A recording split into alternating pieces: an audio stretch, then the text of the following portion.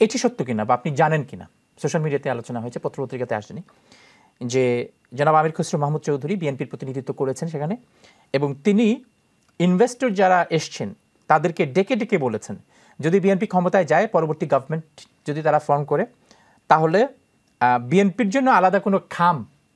ইনভেস্টমেন্টের জন্য বিএনপির জন্য আলাদা কোনো খাম রাখতে হবে না। এটি তিনি ইনভেস্টরদেরকে আশ্বস্ত করেছেন। ওয়েল, আমি এরকম শুনি নাই, তবে উনি যেটা বলছেন যে উনি গতকালকে একটা টেলিভিশনে উনি একটা ইন্টারভিউ দিয়েছেন, এবং ওই সময় হয়তো বা কম সময়ের ভিতরে আলোচনা করলো, এলাবোরেটলি উনি বলছেন, যেহেতু অর্থনৈতিক বিষয়টা উনি আমি মনে করি দেখভাল করেন। উনি বলছেন যে বাংলাদেশে যে লাল ফিতা দৌরাত্ম্য, অনেক সময় একটা ইনভেস্ট গ্রুপও বাংলাদেশে আসলে তখন কিন্তু অনেক সময় তারা জায়গা যদি ইপিজেড জোন করতে চায়, তাদের জায়গা মানে সিলেকশন করার ব্যাপার আছে, আপনার আমলাতান্ত্রিক যে ধরনের কমপ্লেক্সিটি আছে, এগুলাকে যাতে কোনো বাধার সম্মুখীন না হয়, বিএনপি গেলে এই কাজগুলো ত্বরিতগতিতে করবে। এবং বাংলাদেশে বর্তমানে যখন আমেরিকা থেকে যে শুল্ক আরো বৃদ্ধি করা হয়েছে, এর প্রেক্ষিতে উনি বলছেন ইনভেস্টমেন্ট এবং ইনভেস্টমেন্ট এটা হচ্ছে একটা প্রায়োরিটি লিস্টে থাকবে বিএনপির, এবং এটার মাধ্যমেই বাংলাদেশকে আগামী বর্তমানে যে দক্ষিণ এশিয়াতে আমাদের পোর্ট ইউজ করে, যেটা ডক্টর ইউনূস সরকারের প্রধান যেটা বলছেন যে একটা দক্ষিণ এশিয়ার হাব হতে পারে সমুদ্র বন্দরকে ইউজ করে বাংলাদেশ, উনি এটাকে আরও জোর দিয়ে বলছেন ইনভেস্টমেন্টের মাধ্যমে, যাতে ইনভেস্টমেন্টের যে ধরনের লাল ফিতা দৌরাত্ম্য সেটা বন্ধ হবে। এবং আমি মনে করি এটা আশার কথা। এই ধরনের যেগুলো হয়, এখন বড় দল হিসাবে বিএনপির থেকে আমি মনে করি ইনভেস্টমেন্টের সামনে যারা আসছেন তারা বিএনপির কাছ থেকে এটা শোনার পরে নিশ্চয় আশ্বস্ত হবেন। আগে বিডার মা বাপ ছিলেন জনাব সালমান এফ রহমান, তিনি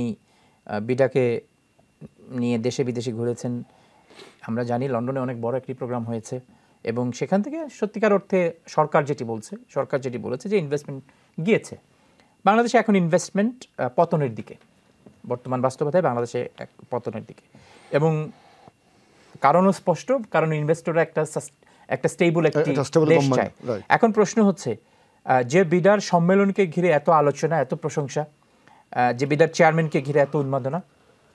প্রশ্ন হচ্ছে যখন আপনারা ক্ষমতায় আসবেন, আপনারা তো এই লেগেসিই বহন করবেন। এই যে যদি আসেন ক্ষমতায় আগামী নির্বাচনের পরে, যদি আসে বিএনপি বড় দল হিসেবে, এই লেগেসি তো আপনারা বহন করবেন যে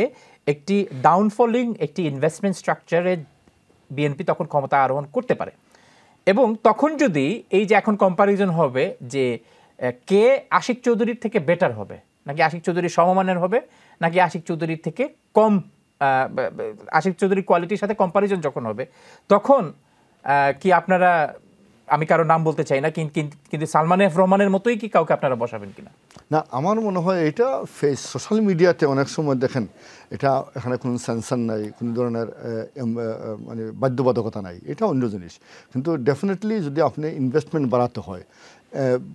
বিএনপি একটা বড় রাজনৈতিক দল, ডেফিনেটলি এখানে মানে আমি ব্যক্তির নাম নিয়ে বলতেছি না, এটা উনিও ওনার ইন্টারভিউতে বলছেন, এটা যে ওনার কারণেই হবে এরকম করে, এটা টিম ওয়ার্ক লাগে। যে কোনো কিছুতে একটা প্রেজেন্টেশন বা একটা বক্তব্যই ইজ নট গুড এনাফ। একটা টিম ওয়ার্কের ভিতরে দেশের আমাদের আমির খসরু মাহমুদ স্থায়ী কমিটির সদস্য উনি কিন্তু রাইটলি বলেছেন যে একটা যদি ডেমোক্রেটিক পরিবেশ, একটা সাস্টেনেবল বা স্টেবল গভর্নমেন্ট না থাকে, তাহলে কিন্তু ইনভেস্টমেন্ট যতই আপনি সুন্দর সুন্দর বক্তৃতা দেন, কথামালা ফুলদুরি ফুটান, তাহলে কিন্তু আপনার এখানে পরিবেশ তৈরি করতে হবে। এবং পরিবেশের ক্ষেত্রে প্রথম জিনিসটা হচ্ছে এটা জনগণের প্রতিনিধিত্বমূলক সরকার, এবং জনগণের ক্ষমতায়নের মাধ্যমে যে সরকার হবে, সেই সরকারে এরপরে এলিমেন্টগুলো হচ্ছে কীভাবে আপনি বিদেশি ইনভেস্টরদের ইনভেস্ট করবেন, আপনার পক্ষে কথা বলাবেন। আপনার পক্ষে বলতে আপনার দেশে যে ধরনের যে অ্যাম্বিগুইটি আছে, যেগুলা ইনভেস্ট করতে যে বাধাগুলো আছে, এগুলা উত্তরণ করতে আপনি কী করবেন, যে কোনো প্রসেস আপনি প্রক্রিয়াটা সারবেন। তো এই ক্ষেত্রে এই সরকার তো রাইটলি মনে করছে যে আমরা তো অন্তর্বর্তীকালীন, তাই যারা আগামীতে ক্ষমতায় জনগণের প্রতিনিধিত্ব করবে তাদেরকে আমরা পাশে রাখে, এবং তাদের কাছ থেকে যারা ইনভেস্ট করবে এখন, তারা কিন্তু দুইটা কম্বিনেশন দিছে, যে আমরা যেহেতু পার্মানেন্ট না, তাহলে যারা আগামীতে আমরা ওই দলে আসবে না বললেও যারা আসার মতো আছে তাদেরকে নিয়ে আসছে, এবং নিয়ে আসলে তাদের মুক্তি শুনতে পারবেন আমরা যে ধরনের একটা লেগেসি তৈরি করতেছি এটা ওনারা কন্টিনিউ করবেন কিনা। তো আমার মনে হয় এটা কোনো দ্বিমত থাকার কথা না, থাকলে তো বিএনপি তার পলিসিগত দিয়েই কিন্তু ওই দিন সম্মেলন করেই সমাজ সম্মেলনের মাধ্যমে জিনিসটা পরিষ্কার করা হয়েছে। তবে গুরুত্ব দেওয়া হয়েছে যাতে আগামীতে যত কম সময়ের মধ্যে জনগণের একটা প্রতিনিধিত্বমূলক সরকার গঠন করা হয়।